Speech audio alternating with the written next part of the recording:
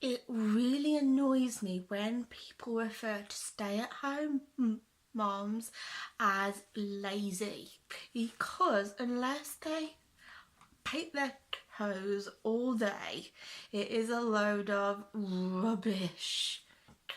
I think why you get this comparison is because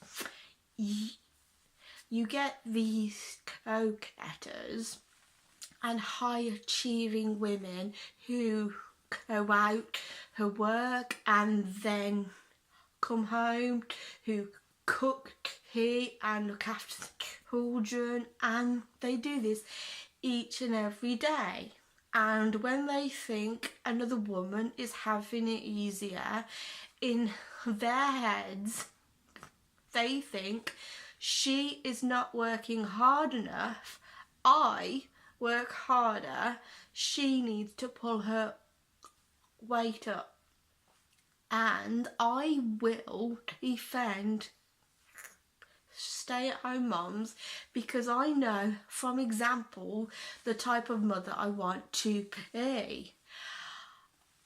I find you tend to get people who believe their way of living is better than other people's, and it's because in their heads there is only one right way, and anything extra to that is wrong.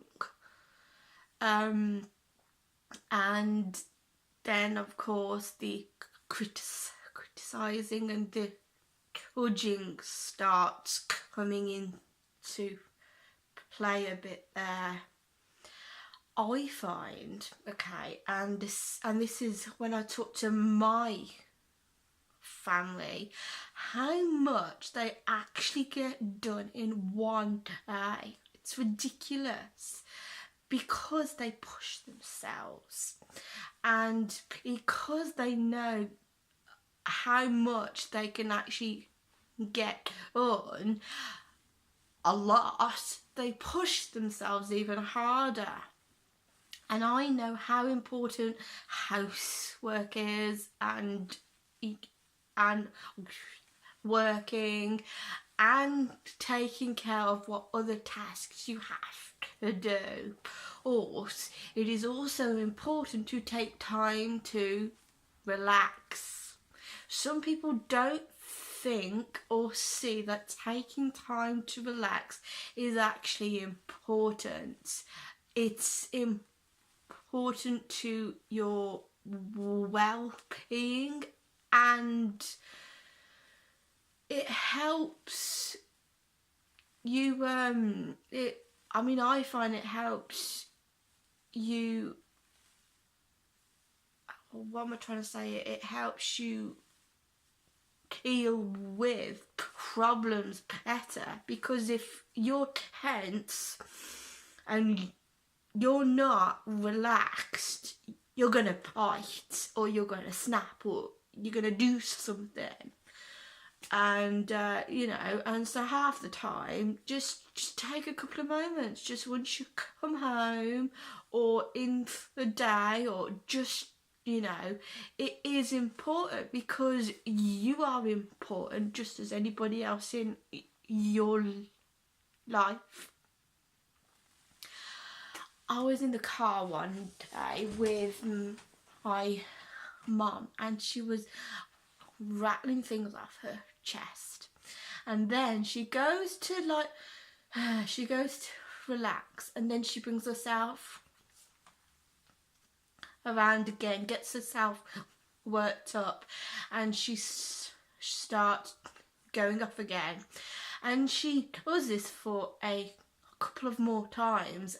And then I said, "Mom," she goes, "Yes," and then I said, "It must be chaos in your head." And then of course everybody starts to laugh. I was watching something in the cinema this once. Was it it might have been last year now, and it was with my sister, and she told me that she couldn't relax, and she was telling me of all the things that she had to do, and she got this to do, she got that to do, and something else, and she was planning a surprise birthday, and she's doing this and all this business, and I was just like, you can't switch off for 1 hour or so to enjoy a film. These people take on too much, because they know how much they can get done, so therefore they take on quite a lot. So they have all these things to do which they see as important, but they don't seem to see in their heads that that's a self-preservation is also important. It's like, if I have to be somewhere at 1 o'clock, I will plan my morning out to get there for 1 o'clock. I don't stress myself out. I mean, I know people are different, but I just think, what is the point in stressing myself out? I mean, how or what would that achieve? How is that going to help me? Well, it's not. And I know people who snap at their kids because they are stressed, completely stressed out, and you know, and half the time the kids haven't done nothing wrong. It's because I'm looking at this mother or this dad, and they are not relaxed.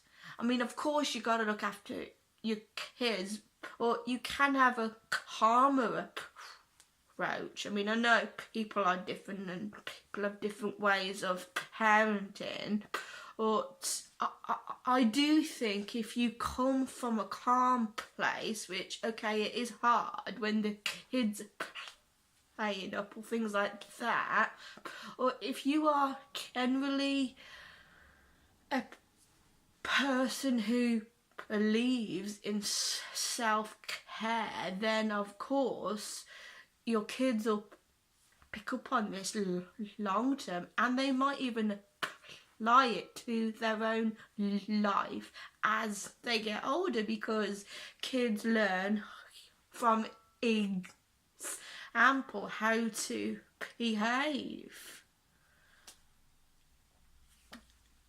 It's, you know, I mean, I know there are lots of different approaches to parenting, and I'm not gonna say, oh, one is good or one is bad, or I think at the end of the day, if you have kids or you make the decision to have kids, it is gonna be stressful, it is gonna be, you know, challenging, but it's your approach to the situation.